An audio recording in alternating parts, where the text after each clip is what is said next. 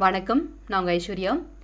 Indian polity chapter wise discussion through Laxmikanth text book 6th edition discuss பண்ண போகிறோம். இது நம்மளுடைய 12th lesson. So for 11 lessons historical background சம்மந்தமாக பார்த்துருக்கோம். அதுக்கான ரெஸ்பெக்டிவ் லிங்க்ஸ் எல்லாமே டிஸ்கிரிப்ஷன் பாக்ஸில் இருக்குது. இது வரைக்கும் பார்க்காதவங்க அதை பார்த்துட்டு இந்த வீடியோ பாருங்கள். அப்போ தான் உங்களுக்கு ஒரு கண்டினியூஷன் கிடைக்கும். ஸோ இன்றைக்கி டாபிக் ஹிஸ்டாரிக்கல் பேக்ரவுண்ட் பார்ட் 11 அப்படின்றத டிஸ்கஸ் பண்ண போகிறோம். இது நம்மளுடைய 12th லெசன். முன்னாடியே சொன்ன மாதிரி பர்டிகுலராக எந்த டாபிக் இன்றைக்கி நம்ம டிஸ்கஸ் பண்ண போகிறோம் அப்படின்னு பார்த்தீங்கன்னா, கவர்மெண்ட் ஆஃப் இந்தியா ஆக்ட் 1935 அப்படின்றது தி மோஸ்ட் இம்பார்ட்டன்ட் ஆக்ட் அப்படின்னு சொல்லலாம். இன்றைக்கி நம்மளுடைய ப்ரெசன்ட் கான்ஸ்டியூஷனில் மேஜர் சோர்ஸாக இருக்கக்கூடிய ஒரு ஆக்ட் என்னென்னு பார்த்தீங்கன்னா கவர்மெண்ட் ஆஃப் இந்தியா ஆக்ட் 1935 தான். இதில் ரொம்ப டீட்டெயிலாக நம்ம பார்க்குற மாதிரி இருக்கும். இன்றைக்கி ப்ரெசன்ட் டே கான்ஸ்டியூஷனுடைய மிகப்பெரிய இம்பேக்ட் இந்த ஆக்டில் தான் நமக்கு கிடச்சிருக்க மாதிரி இருக்குது. ஸோ ஃபர்ஸ்ட் ஆஃப் ஆல் இந்த டாபிக் நம்மளுடைய லட்சுமிகாந்த் டெக்ஸ்ட் புக்கில் எந்த இடத்துல இருக்கும் அப்படின்றத டிஸ்கஸ் பண்ணிடலாம். ஸோ டோட்டலாக லட்சுமிகாந்த் டெக்ஸ்ட் புக் 11 சாப்டர்ஸை டிவைட் பண்ணியிருப்பாங்க. அதில் first chapter constitutional framework அப்படின்னு சொல்லக்கூடியது. அதில் டோட்டலாக 11 பார்ட்ஸ் இருக்குது. அதில் ஃபர்ஸ்ட் பார்ட் தான் ஹிஸ்டாரிக்கல் பேக்ரவுண்ட். அந்த ஹிஸ்டாரிக்கல் பேக்ரவுண்டில் சோஃபார் நம்ம கம்பெனி ரூல் சம்மந்தமாகவும் க்ரௌன் ரூல் சம்மந்தமாகவும் ஆட்ஸ் பார்த்துருக்கோம். கம்பெனி ரூல் கம்ப்ளீட்டாக முடிச்சாச்சு. Regulating act, act of settlement, Pitt's India act, act of 1786, charter ஆக்டோடைய 1793, 1813 இது எல்லாமே இருக்குது. இது எல்லாமே கம்ப்ளீட் பண்ணிட்டோம். க்ரௌன் ரூல் பொறுத்த வரைக்கும் queen proclamation act, Indian council act 1892, government of India act 1909 and 1919, Simon commission and communal award வரைக்கும் பார்த்துருக்கோம். இப்போ கவர்மெண்ட் ஆஃப் இந்தியா ஆக்ட் 1935 அப்படின்றத பற்றி டிஸ்கஸ் பண்ண போகிறோம். ஸோ டாபிக் உள்ளே போகலாம். ஸோஃபார் இதில் ஏதாச்சும் டாபிக் நீங்கள் பார்க்காம இருந்தீங்க அப்படின்னா அதுக்கான டைட்டில் மென்ஷன் பண்ணி நான் டிஸ்கிரிப்ஷன் பாக்ஸில் லிங்க்ஸ் கொடுத்துருக்கேன். எந்தெந்த வீடியோ பார்க்கலையோ அந்த வீடியோ பார்த்துட்டு அதுக்கப்புறமா அது கண்டினியூ பண்ணுங்கள். முன்னாடி ஆக்டில் கொடுத்துருக்கக்கூடிய ஃபீச்சர்ஸ்க்கும் 1935 ஆக்டுக்குமே சம்மந்தம் இருக்குது. 1990 இன்ட்ரடியூஸ் பண்ண சில ஃபீச்சர்ஸ் 1935 ரிப்பீல் பண்ணியிருப்பாங்க, அடிஷ்னலாக ஆட் பண்ணியிருப்பாங்க. ஸோ அதனால் அதுக்கு முன்னாடி நடந்த ஆக்ட்ஸில் இருக்கக்கூடிய ஃபீச்சர்ஸ் தெரிஞ்சால் மட்டும்தான் உங்களால் ரிலேட் பண்ணி படிக்க முடியும். ஸோ இன்றைக்கி டாபிக் உள்ளே போகலாம். ஹிஸ்டாரிக்கல் பேக்ரவுண்ட் முன்னாடியே சொன்ன மாதிரி company rule and crown rule அப்படின்ற மாதிரி மேஜர் டிவிஷன்ஸ் இருக்குது. கம்பெனி ரூல் பொறுத்த வரைக்கும் 1773 1858 வரைக்கும் இருக்கக்கூடிய விஷயங்கள். க்ரௌன் ரூல் அப்படின்னு பார்த்தீங்கன்னா 1858 1947 வரைக்கும் இருக்கக்கூடியது க்ரௌன் ரூல் செக்ஷனில் கவர் ஆகும். இதில் க்ரௌன் ரூல் சம்மந்தமாக தான் இன்றைக்கி டிஸ்கஸ் பண்ண போகிறோம். அதுலேயும் கவர்மெண்ட் ஆஃப் இந்தியா ஆக்ட் 1935 அப்படின்ற டாபிக் தான் டிஸ்கஷன் பண்ண போகிறோம். ஸோ ஃபர்ஸ்ட் ஆஃப் ஆல் இது சம்மந்தமான பேசிக் இன்ட்ரொடக்ஷன் பார்த்துடலாம். கவர்மெண்ட் ஆஃப் இந்தியா ஆக்ட் அப்படின்னு பார்த்தீங்கன்னா நமக்கு 1909 இன்ட்ரடியூஸ் பண்ணியிருப்பாங்க, 1919 இன்ட்ரடியூஸ் பண்ணியிருப்பாங்க. அதுக்கப்புறமாக 1929 இன்ட்ரடியூஸ் பண்ணியிருக்கணும். அதுக்காக தான் சைமன் கமிஷன் அப்படின்றத நியமனம் பண்ணியிருப்பாங்க 1927. ஆனால் நிறைய ப்ரொட்டஸ்ட் நடந்ததுனால அவங்களோட ரிப்போர்ட் சப்மிட் பண்ணுறதுக்கு டைம் எடுத்துக்கிட்டாங்க. ஸோ 1930 தான் அவங்களோட ரிப்போர்ட் சப்மிட் பண்ணுறாங்க. சப்மிட் பண்ண உடனே அவங்களால ஒரு ஆக்ட் கொண்டு வர முடியல. ரவுண்ட் டேபிள் கான்ஃபரன்ஸ் அப்படின்றத அரேஞ்ச் பண்ணி இந்தியாவில் இருக்கக்கூடிய பிரின்ஸ்லி ஸ்டேட்ஸ் அண்ட் பிரிட்டிஷ் இந்தியாவில் இருக்கக்கூடிய மெம்பர்ஸ் எல்லாருக்கிட்டையுமே பேசி ஒரு முடிவு எடுத்துகிட்டு அதுக்கப்புறமா ஆக்ட் கொண்டு வரலாம் அப்படின்னு டிசைட் பண்ணுறாங்க. அதுக்காக 3 ரவுண்ட் டேபிள் கான்ஃபரன்ஸ் நடத்துவாங்க 1930, 31 and 32 அப்படின்னு சொல்லிட்டு. இந்த 3 ரவுண்ட் டேபிள் கான்ஃபரன்ஸில் எடுக்கப்பட்ட முடிவுகள் பேஸ் பண்ணி தான் 1935 அப்படின்ற ஆக்ட் கொண்டு வந்திருப்பாங்க. ஸோ அதனாலே இந்த ஆக்ட் ரொம்பவே இம்பார்ட்டன்ட் ஆனது. அண்ட் அது மட்டும் இல்லாமல் நம்மளுடைய ப்ரெசன்ட் டே கான்ஸ்டியூஷன் இருக்கு இல்லையா, அதில் இந்த ஆக்டில் கொண்டு வந்திருக்கக்கூடிய ஃபீச்சர்ஸில் மேஜர் திங்ஸ் நம்ம அடாப்ட் பண்ணியிருக்கோம். ஸோ அதனால் இதை டீட்டெயிலாகவே பார்க்கலாம். The act marked a second milestone towards a completely responsible government in India அப்படின்னு சொல்லியிருக்காங்க. ஸோ இப்படி பார்க்கும்போது செகண்ட் மைல்ஸ்டோன் அப்படின்னு மென்ஷன் பண்ணியிருக்காங்க. அப்போது ஃபர்ஸ்ட் டைம் எப்போ ரெஸ்பான்சிபிள் கவர்மெண்ட் கொண்டு வந்தாங்க அப்படின்றது நீங்கள் ரீகலேட் பண்ணி ஆகணும். கவர்மெண்ட் ஆஃப் இந்தியா ஆக்ட் 1919 அப்படின்றது பார்த்தோம் இல்லையா, அதில் தான் ஃபர்ஸ்ட் டைம் ரெஸ்பான்சிபிள் கவர்மெண்ட் இன் ப்ராவின்சஸ் அப்படின்றத கொண்டு வந்திருப்பாங்க. ஸோ அதனால் இது நம்மளுடைய செகண்ட் மைல்ஸ்டோன் அப்படின்ற மாதிரி கன்சிடர் பண்ணியிருக்காங்க. ஸோ இப்போ நம்ம கொஸ்டின்ஸ் எப்படி வேணாலும் கேட்கலாம். First milestone towards responsible government in India எந்த ஆக்ட் மூலயமா கொண்டு வந்தாங்கன்னு கேட்டாங்கன்னா government of India act 1919. And second milestone எந்த ஆக்ட் மூலயமான்னு கேட்டாங்கன்னா 1935 அப்படின்றத ஞாபகம் வச்சுக்கோங்க. ஸோ இந்த ஆக்ட் ரொம்பவே இம்பார்ட்டன்ட். நான் முன்னாடியே சொன்னேன் இல்லையா, பர்டிகுலராக பார்த்தீங்கன்னா இது ரொம்பவே லென்த்தியான ஒரு ஆக்டாக இருந்திருக்கு. It was a lengthy and detailed document having 321 sections and 10 schedules. So இப்போ நமக்கு ப்ரெசென்ட் டே நம்மளுடைய அரசியலமைப்பு இருக்கு இல்லையா, கான்ஸ்டியூஷன், அதில் இருக்கக்கூடிய ஆர்டிகல்ஸ் எவ்வளோ லென்த்தி நமக்கு தெரியும். ஸோ வேர்ல்ட் லெவலே வந்து லென்த்தியஸ்ட் கான்ஸ்டியூஷன் நம்மளுடைய தான். ஸோ அந்த மாதிரி கவர்மெண்ட் ஆஃப் இந்தியா 1935 அப்படின்றது 321 செக்ஷன்ஸ் அதில் இருந்திருக்கு. அது மட்டும் இல்லாமல் 10 ஷெடியூல்ஸ் வேற கொடுத்துருக்காங்க. ஸோ அந்த அளவுக்கு லென்த்தியான டாக்குமெண்ட் இது. இதில் நிறைய ஃபீச்சர்ஸ் வந்து இன்னைக்கு ப்ரெசென்ட் டே கான்ஸ்டியூஷனில் நம்ம இம்ப்ளிமெண்ட் பண்ணியிருக்கோம். ஸோ என்னென்ன ஃபீச்சர்ஸ் அப்படின்றது பார்க்கலாம். டோட்டலாக 10 ஃபீச்சர்ஸ் கொடுத்துருப்பாங்க. அதில் ஃபர்ஸ்ட் இம்பார்ட்டன்ட் ஃபீச்சர்ஸ்லேருந்து நம்ம ஸ்டார்ட் பண்ணலாம். ஸோ முதல்ல என்ன சொல்லியிருக்காங்கன்னா 3 லிஸ்ட் வந்து ப்ரொவைட் பண்ணியிருக்காங்க அப்படின்னு சொல்லியிருக்காங்க. இதுக்கு முன்னாடி வரைக்கும் நமக்கு provincial list and central list அப்படின்ற மாதிரி தான் இருந்துச்சு. இப்போ வந்து கன்கரண்ட் லிஸ்ட் அப்படின்றது ஒன்று அடிஷ்னல் ஆட் பண்ணுறாங்க. ஸோ இதை பார்க்கும்போது நீங்கள் என்ன கனெக்ட் பண்ணிக்கலாம்னா இன்னைக்கு ப்ரெசென்ட் டே கான்ஸ்டியூஷனில் எந்த இடத்துல இது ரிஃப்ளெக்ட் ஆயிருக்கு அப்படின்றத மேட்ச் பண்ணிக்கோங்க. ஸோ ஷெடியூல் 7ல் டிவிஷன் ஆஃப் பவர்ஸ் அப்படின்னு ஒரு செக்ஷன் இருக்கு இல்லையா, அதில் union list, state list and concurrent list அப்படின்னு சொல்லிட்டு 3 சப்ஜெக்ட்ஸ் இருக்கும். அதுதான் நம்மளுக்கு 1935 ஆக்ட்லேருந்து ரிஃப்ளெக்ட் ஆன ஒரு விஷயம். It provided for the establishment of an All India Federation consisting of provinces and princely states as units அப்படின்னு சொல்லியிருக்காங்க. The act divided the powers between the center and units in terms of 3 lists அப்படின்றது. Federal list அப்படின்றது வந்து central government வந்து power இருக்கக்கூடிய விஷயங்களாக இருக்கும். இப்படி எப்படி நமக்கு யூனியன் லிஸ்ட் இருக்கும் அதே மாதிரி அப்போ ஃபெட்ரல் லிஸ்ட் அப்படின்றது மென்ஷன் பண்ணியிருக்காங்க. ப்ராவின்ஷியல் லிஸ்ட் அப்படின்றது இன்னைக்கு நமக்கு ஸ்டேட் லிஸ்ட் இருக்கு இல்லையா, அதோடைய சப்சிக்வெண்ட் டேர்ம் தான் ப்ராவின்ஷியல் லிஸ்ட். ப்ராவின்சஸ்க்கு மட்டும் டோட்டலாக அதில் 54 ஐட்டம்ஸ் வந்து கொடுத்துருக்காங்க. கன்கரண்ட் லிஸ்ட் பொறுத்த வரைக்கும் 2 பேருமே சேர்ந்து முடிவெடுக்கிற மாதிரி, ஃபெட்ரலும் ப்ராவின்ஷியல் 2 பேரும் சேர்ந்து டிசைட் பண்ணுற மாதிரி, இன்னைக்கு எப்படி யூனியன் கவர்மெண்ட்டும் ஸ்டேட் கவர்மெண்ட்டும் சேர்ந்து டிசைட் பண்ணுவாங்களோ அந்த மாதிரி சப்ஜெக்ட்ஸ் எல்லாமே கன்கரண்ட் லிஸ்ட்டில் லிஸ்ட் அவுட் பண்ணியிருந்தாங்க. டோட்டலாக அதில் 36 ஐட்டம்ஸ் இருந்திருக்கு. So 59 items for central list அதாவது federal list, 54 items for the provincial list and 36 items for the concurrent list. So 3 லிஸ்ட்டாக வந்து இப்போ ஸ்ப்ளிட் பண்ணியிருக்காங்க. இது மட்டும் இல்லாமல் ரொம்ப இம்பார்ட்டண்டான பாயிண்ட் என்னென்னா ரெஸ்டியூரி பவர் யார்கிட்ட இருக்கும் அப்படின்னு சொல்லியிருக்காங்க. ஸோ ரெஸ்டியூரி பவர் அப்படின்றது முதல்ல என்னன்னு தெரிஞ்சுக்கணும். இப்போ நமக்கு இந்த ஒவ்வொரு லிஸ்ட்டாக ப்ரொவைட் பண்ணிட்டாங்க. Federal list, provincial list, concurrent list அப்படின்னு சொல்லிட்டு 3 லிஸ்ட்டாக வந்து ஸ்ப்ளிட் பண்ணியாச்சு. இப்போது இதில் மென்ஷன் பண்ணாத சப்ஜெக்ட்ஸ் இருக்கும் இல்லையா, அந்த சப்ஜெக்ட்ஸ் எல்லாமே வந்து ரெஸ்டியூரி பவர் அப்படின்னு சொல்லுவாங்க. ஸோ விட்டு போன சப்ஜெக்ட்ஸ் அப்படின்னு எடுத்துக்கலாம். எந்த விஷயம்லாம் வந்து 3 லிஸ்ட்டில் மென்ஷன் பண்ணாமல் இருக்கோ அந்த லிஸ்ட் எல்லாமே, அந்த சப்ஜெக்ட்ஸ் எல்லாமே ரெஸ்டியூரி பவர் அப்படின்ற மாதிரி டிட்டர்மைன் பண்ணிடுவாங்க. அப்போது அந்த சப்ஜெக்டில் யாருக்கு அதிகாரம் இருக்குது முடிவெடுக்கிறதுக்கு அப்படின்றத மிகப்பெரிய கேள்வி. இந்தியாவில் பொறுத்த வரைக்கும் அந்த ரெஸ்டியூரி பவர் அப்படின்றது சென்ட்ரல் கண்ட்ரோலில் தான் இருக்கும். அதாவது இன்னைக்கு presently central government, union government அப்படின்னு சொல்கிறோம் இல்லையா, அந்த மாதிரி ரெஸ்டியூரி பவர் அப்படின்றது பிரிட்டிஷ் இந்தியாவில் பொறுத்த வரைக்கும் வைஸ்ராய் கிட்ட கொடுத்து வச்சுருந்தாங்க. ஏன்னா வைஸ்ராய் தான் வந்து இந்தியாவில் சென்ட்ரல் அதிகாரம், ஃபெட்ரல் லிஸ்ட் அப்படின்றதுக்கு முழுமையான அதிகாரம் அவர்கிட்ட தான் இருக்குது. ஸோ ரெஸ்டியூரி பவர் பொறுத்த வரைக்கும் were given to the viceroy. இன்னைக்கு பார்த்தீங்கன்னா யூனியன் கவர்மெண்ட் கண்ட்ரோல் பண்ணிட்டு இருக்காங்க ரெஸ்டியூரி பவர்ஸ் பொறுத்த வரைக்கும். However, the federation never came into being as the princely states did not join it அப்படின்னு சொல்லியிருக்காங்க. ஸோ இங்கே பொறுத்த வரைக்கும் இந்த ஃபெடரேஷன்ஸ், இந்த ஸ்பிளிட்லாம் நடந்திருக்கு இல்லையா சப்ஜெக்ட்ஸ் எல்லாமே, இது வந்து ஃபங்க்ஷனுக்கு வரதுக்கு சில பிரச்சனைகள் இருந்துச்சு. என்னன்னு பார்த்தீங்கன்னா பிரின்ஸ்லி ஸ்டேட்ஸ் அப்படின்னு சொல்லக்கூடியது. ஸோ ராஜாலாம் ரூல் பண்ணிட்டு இருந்தாங்க இல்லையா அந்த டைமில், அந்த பிரின்ஸ்லி ஸ்டேட்ஸ் எல்லாருமே வந்து இதில் ஜாயின் பண்ணுறதுக்கு மறுத்ததுனால கம்ப்ளீட்டாக ஃபெடரேஷனை கொண்டு வர முடியல அப்படின்ற மாதிரி டிஃபைன் பண்ணியிருக்காங்க. ஸோ ஃபர்ஸ்ட் இம்பார்ட்டன்ட் ஃபீச்சர்ஸில் என்னென்ன இருக்குன்றதை பார்த்துக்கோங்க. 3 லிஸ்ட் அப்படின்றது 1935 ஆக்டில் தான் இன்ட்ரடியூஸ் பண்ணியிருக்காங்க. அந்த 3 லிஸ்ட் என்னென்னு பார்த்தீங்கன்னா Federal list, provincial list and concurrent list.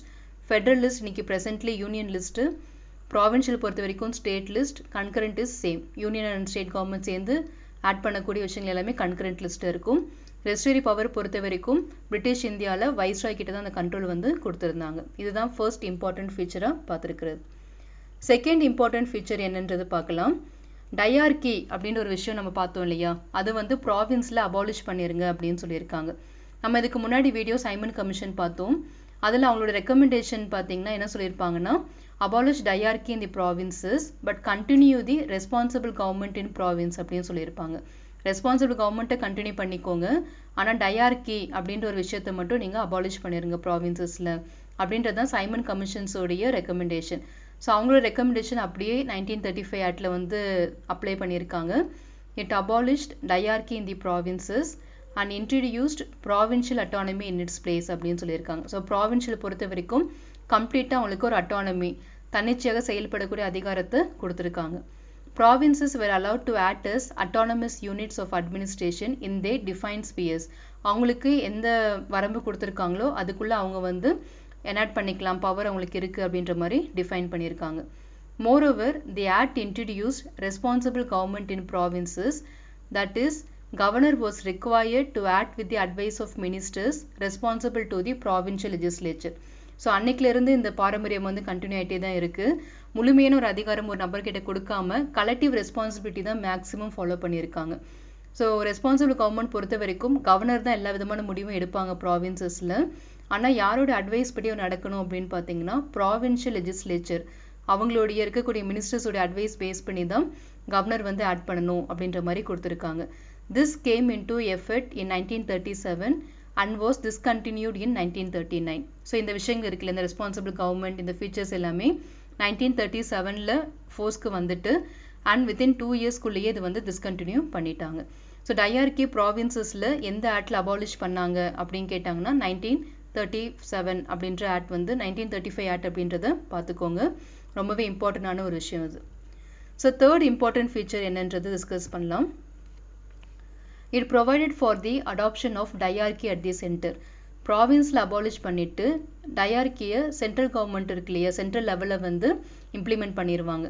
So முன்னாடியே டயார்கினா என்னன்னு சொல்லியிருக்கேன், 2 விதமாக சப்ஜெக்ட் வந்து ஸ்ப்ளிட் பண்ணுவாங்க, reserve subject and transferred subject அப்படின்றது.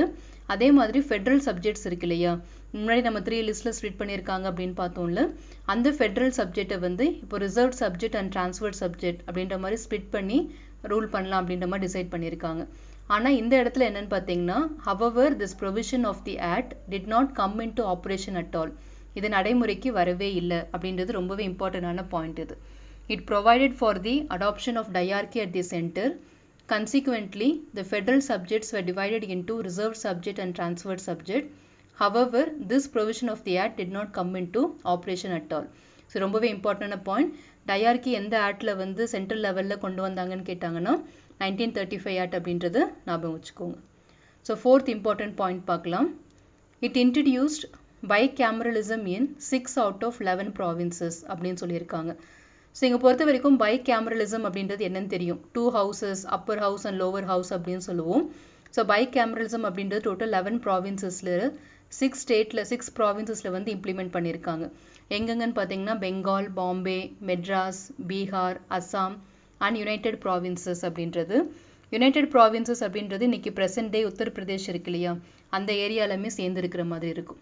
were made bicameral consisting of a legislative council. legislative councilனா upper house and legislative assembly அப்படின்னா லோவர் ஹவுஸ், இன்னைக்கு இருக்கிற மாதிரியே தான். however many restrictions were placed on them. even though bicameralism அப்படின்னு சொல்லிட்டு 2 அவைகளை உருவாக்கியிருந்தாலும் நிறைய ரெஸ்ட்ரிக்ஷன்ஸ் வந்து பிளேஸ் பண்ணியிருந்தாங்க அப்படின்றதும் சொல்லியிருக்காங்க. ஸோ நான் ஏன் வந்து 1935 ஆக்ட் வந்து இன்னைக்கு ப்ரெசன்ட் டே கான்ஸ்டியூஷனில் நிறைய இடத்துல வந்து ரிஃப்ளெக்ட் ஆயிருக்கும் அப்படின்னு சொன்னதுக்கான ரீசன் புரிஞ்சிருக்கும். ஏன்னா நம்ம சோஃபார் 4 பாயிண்ட்ஸ் பார்த்துருக்கோம், அந்த 4 பாயிண்ட்டுமே வந்து டேரெக்டாகவே நமக்கு இங்கே ரிஃப்ளெக்ட் ஆயிருக்கு. ஸோ இன்றைக்கும் இந்தியாவில் பார்த்தீங்கன்னா பார்லிமெண்ட்ரி சிஸ்டம் தான், 2 ஹவுசஸ் இருக்குது. ஸ்டேட் லெஜிஸ்லேச்சர் பொறுத்த வரைக்கும் ஸ்ட்ரக்சர் கிரியேட் பண்ணது 2 ஹவுசஸ் கிரியேட் பண்ணியிருக்காங்க. பட் நிறைய இடத்துல வந்து அப்பர் ஹவுஸ் அபாலிஷ் பண்ணியாச்சு, சில இடத்துல மட்டும்தான் வந்து பைகேமரலிசம் ஸ்டேட் லெவலில் ஃபாலோ பண்ணிட்டு இருக்காங்க. ஸோ இது எல்லாமே டைரக்ட் இம்ப்ளிகேஷன்ஸ். இப்போ நம்ம 5th பாயிண்ட் பார்க்கலாம். It further extended the principle of communal representation by providing a separate electorate for depressed classes. So separate electorate எப்படி அப்படின்றது என்னன்றது 1909 ஆக்ட்லேயே நான் வந்து உங்களுக்கு இது எக்ஸ்பிளைன் பண்ணியிருக்கேன். முஸ்லீம்ஸ்க்கு முதல்ல கொடுத்துருப்பாங்க அப்படின்றத பார்த்துருக்கோம். ஸோ அதுக்கு அடுத்த ஆக்டான 1919 பார்த்தீங்கன்னா சீக், ஆங்கிலோ இந்தியன்ஸ் இவங்களுக்கு எல்லாருக்குமே ப்ரொவைட் பண்ணியிருப்பாங்க. அதுக்கப்புறம் கம்யூனல் அவார்டு அப்படின்றது கொண்டு வந்து டிப்ரெஸ் கிளாஸஸ்க்கும் இந்த செப்பரேட் எலக்ட்ரேட் எக்ஸ்டெண்ட் பண்ணணும் அப்படின்னு சொல்லியிருப்பாங்க. ஸோ எல்லாமே முன்னாடி பார்த்தது. இப்போது ஃபர்தர் யாருக்கெல்லாம் இது எக்ஸ்டெண்ட் பண்ணியிருக்காங்க இந்த செப்பரேட் எலக்ட்ரேட் அப்படின்னு பார்த்தீங்கன்னா உமன் அண்ட் லேபர் ஒர்க்கர்ஸ் இருக்காங்க இல்லையா, அவங்க 2 கேட்டகரிக்குமே இதை வந்து எக்ஸ்டெண்ட் பண்ணியிருக்காங்க. ஸோ கம்யூனல் அவார்ட் பொறுத்த வரைக்கும் தான் நமக்கு டிப்ரெஸ் கிளாஸ்க்கு எக்ஸ்டெண்ட் பண்ணணும் அப்படின்ற ரெக்கமெண்டேஷன் வந்திருக்கும். ஸோ அதெல்லாம் பேஸ் பண்ணி 1935 ஆக்டில் வந்து செப்பரேட் எலக்ட்ரேட் அப்படின்ற விஷயங்களை டிப்ரெஸ் கிளாஸஸ், அதாவது scheduled caste, women and labour இவங்க 3 பேருக்குமே வந்து எக்ஸ்டெண்ட் பண்ணியிருக்காங்க. இப்போது அடுத்த பாயிண்ட் பார்க்கலாம். It abolished the Council of India established by the Government of India Act of 1858 அப்படின்னு சொல்லியிருக்காங்க.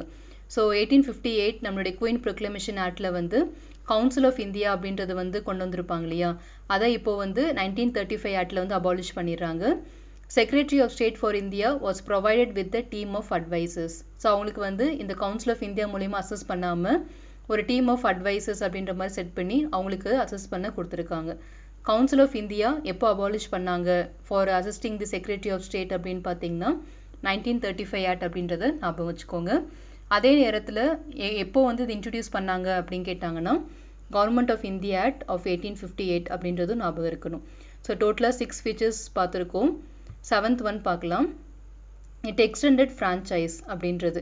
ஸோ ரைட் டு ஓட் அப்படின்றது முன்னாடியே பார்த்துருக்கோம். யாருக்கெல்லாம் ப்ரொவைட் பண்ணியிருப்பாங்க அப்படின்னு பார்த்தீங்கன்னா educated people, taxpayers, business peoples இவங்களுக்கெல்லாம் ப்ரொவைட் பண்ணியிருந்தாங்கன்னு பார்த்தோம் இல்லையா. இப்போ வந்து about 10% of the total population got the voting right. இந்தியாவில் இருக்கக்கூடிய மொத்த பாப்புலேஷனில் 10%க்கு இந்த ரைட் டு ஓட் அப்படின்ற அதிகாரத்தை வந்து கொடுக்குறாங்க. So it extended franchise about 10% of the total population got the voting right. இது ரொம்ப இம்பார்ட்டண்டான பாயிண்ட். அடுத்தது establishment of reserve bank of India. So இன்றைக்கி இது டைரக்டான ரிஃப்ளெக்ஷன் தான் நம்மளுடைய ப்ரெசன்ட் டே கான்ஸ்டியூஷனில். It provided for the establishment of central bank, அதாவது ரிசர்வ் பேங்க் அப்படின்னு சொல்லக்கூடிய இந்தியாவுக்கான சென்ட்ரல் பேங்க்கை செட் பண்ணுறாங்க to control the currency and credit of the country. இந்தியாவில் இருக்கக்கூடிய கரன்சியும் கிரெடிட்டையும் கண்ட்ரோல் பண்ணுறதுக்காக நியமிக்கப்பட்ட ஒரு சிஸ்டம் தான் ரிசர்வ் பேங்க் ஆஃப் இந்தியா அப்படின்றது. ஸோ ரொம்ப இம்பார்ட்டண்டான பாயிண்ட். அடுத்தது பாருங்க, it provided for the establishment of not only a federal public service commission but also a provincial public service commission and joint public service commission and 2 or more provinces அப்படின்னு சொல்லியிருக்காங்க. So இதுக்கு முன்னாடி government of India 1919 பார்க்கும்போது federal public service commission, அதாவது central public service commission சொல்லலாம், இல்லை இன்றைக்கி நம்ம புரிகிற மாதிரி சொல்லணும்னா யூனியன் பப்ளிக் சர்வீஸ் கமிஷன் அப்படின்னு சொல்லலாம். இது வந்து 1919 ஆக்டில் கொண்டு வந்திருப்பாங்க. அதுக்கப்புறம் 1926 ஆக்டில் அதை எனாக்ட் பண்ணாங்க அப்படின்றது பார்த்தோம். இப்போ என்ன பண்ணியிருக்காங்கன்னா ஸ்டேட் லெவலில், அதாவது ப்ராவின்ஷியல் லெவல்லையும் ஒரு பப்ளிக் சர்வீஸ் கமிஷன், அது மட்டும் இல்லாமல் ஜாயிண்ட் பப்ளிக் சர்வீஸ் கமிஷன் இன்றைக்கும் நமக்கு இருக்குது. 2 ஸ்டேட் வந்து கம்பைன் பண்ணி நமக்கு ஜாயிண்ட் பப்ளிக் சர்வீஸ் கமிஷன் நடத்தலாம். அந்த விஷயத்தை அப்போவே நமக்கு இம்ப்ளிமெண்ட் பண்ணியிருக்காங்க. ஸோ இப்போ பப்ளிக் சர்வீஸ் கமிஷன் அப்படின்றது இந்தியாவில் 3 டிவிஷன்ஸ் ஸ்பிட்டாக இருக்குது. சென்ட்ரல் லெவலில் பொறுத்த வரைக்கும் ஃபெடரல் பப்ளிக் சர்வீஸ் கமிஷன் அப்படின்றது, ப்ராவின்ஷியல் லெவல் பொறுத்த வரைக்கும் provincial public service commission, 2 or more ப்ராவின்ஸை கம்பைன் பண்ணி எக்ஸாம்ஸ் நடத்தணும்னு நினச்சாங்கன்னா ஜாயிண்ட் பப்ளிக் சர்வீஸ் கமிஷன் அப்படின்றத நியமிக்கலாம். ஸோ ரொம்பவே இம்பார்ட்டண்டான பாயிண்ட். இன்றைக்கி ப்ரெசன்ட் டே கான்ஸ்டியூஷனில் டைரெக்டாகவே இது ரிஃப்ளெக்ட் ஆகிருக்கு. அந்த லாஸ்ட் ஃபீச்சர் என்னென்னு பார்ப்போம். It provided for the establishment of a federal court which was set up in 1937 அப்படின்றது. ஸோ நமக்கு முன்னாடியே வந்து சுப்ரீம் கோர்ட் அப்படின்றது கிரியேட் பண்ணது நமக்கு தெரியும். ரெகுலேட்டிங் ஆக்டில் வந்து கிரியேட் பண்ணியிருப்பாங்க அப்படின்றத பார்த்துருக்கோம். இப்போது ஃபெடரல் கோர்ட் எஸ்டாப்ளிஷ்மெண்ட் பற்றி சொல்லியிருக்காங்க. ஸோ 1937 கிரியேட் பண்ணியிருக்காங்க. ஆனால் கவர்மெண்ட் ஆஃப் இந்தியா 1935 தான் அதுக்கான ப்ரொபோசல்ஸ் கொடுக்கப்பட்டிருக்கு அப்படின்றதான் உண்மை. ஸோ டோட்டலாக நம்ம 10 ஃபீச்சர்ஸ் இப்போ பார்த்துருக்கோம். கவர்மெண்ட் ஆஃப் இந்தியா 1935 ரொம்பவே இம்பார்ட்டன்ட் ஆனது. இதுலேருந்து நிச்சயமாக நமக்கு ப்ரிலிமினரி லெவலையும் சரி மெயின்ஸ் லெவலையும் கொஸ்டின்ஸ் கேட்பாங்க. இப்போ இந்த 10 இம்பார்ட்டன்ட் ஃபீச்சர்ஸுமே நம்ம வந்து ரீக்லேட் பண்ணிக்கலாம். பாயிண்ட்ஸ் டு ரிமெம்பர் அப்படின்றதுல புல்லட் பாயிண்ட்ஸ் மாதிரி கொடுத்துருக்கு, நீங்கள் வந்து ஞாபகம் வச்சுக்கிறதுக்காக. ஸோ இந்த மாதிரியான கீவேர்ட்ஸ் ஞாபகம் வச்சுட்டிங்கனாலே நீங்கள் என்டையர் ஃபீச்சர்ஸுமே நீங்கள் வந்து ரிலேட் பண்ணி படிச்சிடலாம். ஸோ ஃபர்ஸ்ட் பாயிண்ட் நம்ம பார்த்தது 3 லிஸ்ட் ப்ரொவைட் பண்ணியிருப்பாங்க அப்படின்றது. Federal list with 59 items, provincial list with 54 items and concurrent list with 36 items அப்படின்னு பார்த்தோம். அது மட்டும் இல்லாமல் ரெஸ்டரி பவர் அப்படின்றது வைஸ்ராய் கிட்ட இருக்கும் அப்படின்றதும் பார்த்துருந்தோம். செகண்ட் பாயிண்ட் பொறுத்த வரைக்கும் டையார்கியை ப்ராவின்ஷியல் லெவல் அபாலிஷ் பண்ணிட்டாங்க, ஆனால் ரெஸ்பான்சிபிள் கவர்மெண்ட் அப்படின்றத மட்டும் கண்டினியூ பண்ணாங்க அப்படின்ற பாயிண்ட்டு பார்த்துருந்தோம். தேர்ட் இம்பார்ட்டன்ட் ஃபீச்சர்ஸை வந்து டையார்கியை சென்ட்ரல் லெவலில் இம்ப்ளிமெண்ட் பண்ணியிருக்காங்க, like reserve subject and transfer subject அப்படின்ற மாதிரின்னு பார்த்தோம். பட் இது ஆப்ரேஷனுக்கு வரலை அப்படின்ற பாயிண்ட்டும் நோட் பண்ணிக்கோங்க. அடுத்தது பை கேமரலிசம் அப்படின்றது இன்ட்ரடியூஸ் பண்ணியிருக்காங்க. 2 houses, Appar house and lower house, legislative council and legislative assembly அப்படின்றது 6 out of 11 ப்ராவின்சஸில் இது இன்ட்ரடியூஸ் பண்ணியிருக்காங்க. Bengal, Bombay, Madras, Bihar, Assam and United provinces, இந்த 6 ப்ராவின்சஸ்லையுமே பை கேமரலிசம் அப்படின்றத இன்ட்ரடியூஸ் பண்ணியிருந்தாங்க. அடுத்தது கம்யூனல் ரெப்ரசன்டேஷன், செப்பரேட் எலக்ட்ரேட் அப்படின்னு சொல்லக்கூடியதை இப்போ எக்ஸ்டெண்ட் பண்ணியிருக்காங்க. யாருக்கெல்லாம்னு பார்த்தீங்கன்னா depressed classes, women and labours, இவங்க எல்லாருக்குமே எக்ஸ்டெண்ட் பண்ணியிருக்காங்க. அடுத்தது council of India secretary of ஸ்டேட்க்கு அசஸ் பண்ணுறதுக்காக உருவாக்கப்பட்டது குயின் ப்ரொக்ளமேஷன் ஆக்டில். அது வந்து இந்த ஆக்டில் அபாலிஷ் பண்ணியிருப்பாங்க. அடுத்தது ஃப்ரான்ச்சைஸ் ரைட் அப்படின்றது 10% of the total population got the voting right in India. அப்புறம் reserve bank of India to control the currency and credit of the country அப்படின்றத பார்த்துருந்தோம். அடுத்தது பப்ளிக் சர்வீஸ் கமிஷன். இதுக்கு முன்னாடி ஃபெடரல் லெவலில் மட்டும்தான், சென்ட்ரல் லெவலில் மட்டும்தான் இருந்துச்சு. இப்போ ப்ராவின்ஷியல் லெவல்லையும் ஜாயிண்ட் பப்ளிக் சர்வீஸ் கமிஷன் அப்படின்றதையும் சேர்த்து கொண்டு வந்திருக்காங்க அப்படின்றத பார்த்தோம். அந்த லாஸ்ட் பாயிண்ட் வந்து ஃபெடரல் கோர்ட் 1937 எஸ்டாப்ளிஷ் பண்ணியிருக்காங்க அப்படின்றதையும் பார்த்துருந்தோம். ஸோ இந்த 10 ஃபீச்சர்ஸுமே இந்த புல்லட் பாயிண்ட்ஸில் ஞாபகம் வச்சுக்கோங்க. அப்போ தான் உங்களுக்கு ரீகலேட் பண்ணும்போது ஈஸியாக இருக்கும். ஸோ இன்றைக்கி நம்ம இந்த வீடியோவில் government of India act 1935 the major source for present day Indian constitution அப்படின்றத பார்த்துருக்கோம். லென்த்தியான டாக்குமெண்ட் இது. ஸோ அதனால தான் நம்மளுடைய ப்ரெசென்ட் டே கான்ஸ்டியூஷன் பார்த்தீங்கன்னா லென்த்தியஸ்ட் கான்ஸ்டியூஷன் இன் தி வேர்ல்டாக இருக்குது. ஸோ இதுக்கு அடுத்த வீடியோ பார்த்தீங்கன்னா நம்ம இந்தியன் இண்டிபெண்டன்ஸ் ஆக்ட் 1947 நமக்கு சுதந்திரம் கொடுத்த ஆக்ட் அப்படின்னு சொல்லக்கூடியது பார்க்க போகிறோம். அந்த வீடியோவோட நமக்கு ஹிஸ்டாரிக்கல் பேக்ரவுண்ட் அப்படின்றது கம்ப்ளீட் ஆயிரும். அதுக்கு அடுத்த டாபிக்ஸ் வந்து நம்ம இந்த ஹிஸ்டாரிக்கல் பேக்ரவுண்ட் சம்மந்தமாக ஒரு அசஸ்மெண்ட், செல்ஃப் எவாலுவேஷன் அப்படின்னு சொல்லக்கூடியது. ஸோ இந்த டாபிக் சம்மந்தமான ஒரு எம்சிக்யூ செஷன்ஸ் குவிஸ் மாதிரி பார்த்துட்டு அதுக்கப்புறமா நீங்கள் எந்த அளவுக்கு இந்த டாப்பிக்கில் தெளிவாக இருக்கீங்கன்றதை அசஸ் பண்ணிக்கோங்க. ஓரளவுக்கு நீங்கள் 75 to 80% ஸ்கோர் பண்ணிட்டீங்க அப்படின்னா தான் அடுத்த டாபிக் நீங்கள் மூவ் பண்ணணும்.